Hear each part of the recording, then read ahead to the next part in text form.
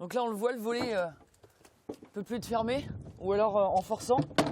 Et puis du coup on voit l'écart que c'est en train de prendre parce que ça a complètement fissuré et lâché de ce côté-là.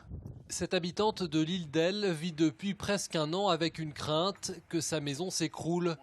Depuis le 28 avril 2016, date du séisme qui a touché la Charente-Maritime et une partie de la Vendée. Un séisme qui vraisemblablement a laissé des traces. Tout l'angle est en train de craquer, donc ça communique avec la petite chambre d'angle de notre fille. Et c'est l'humidité et tout ça, et puis on en a des comme ça jusqu'à l'arrière de la maison. Presque un an et aucun travaux, car pour le moment le sinistre n'est pas reconnu comme catastrophe naturelle. Une décision prise lors d'une commission interministérielle début février. Aujourd'hui, cette habitante et son mari sont inquiets pour l'avenir. Hyper inquiète parce qu'ils parlent de ne pas nous indemniser et de ne pas pouvoir faire fonctionner les assurances, donc on ne comprend pas pourquoi et on ne comprend pas quels sont les critères aujourd'hui, d'où le souhait avec les autres habitants concernés et le maire de faire ce recours.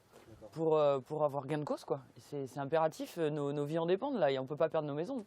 Et oui, car elle n'est pas la seule à avoir été impactée par le séisme. Une douzaine d'habitants de l'île d'Elle a envoyé ce genre de photos au maire de la commune.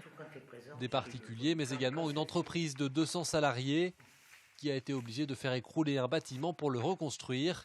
Là aussi, sans remboursement de la part des assurances. On a dû déplacer l'ensemble des serveurs informatiques et démolir cette partie du bâtiment. Donc ça représente plus de 100 000 € pour l'entreprise chez nous. Voilà. Non pris en charge tant que ce n'est pas déclaré en catastrophe naturelle. Aujourd'hui, le maire de l'île d'Elle et ses sinistrés ont donc décidé de déposer un recours auprès du tribunal administratif. Mais tous restent dans l'incompréhension. Nous, ça nous dépasse un petit peu. La commission, elle est à Paris. Nous, on est dans le sud Vendée. On est sur le terrain, on sait ce qui se passe. Les gens sinistrés viennent nous voir, nous.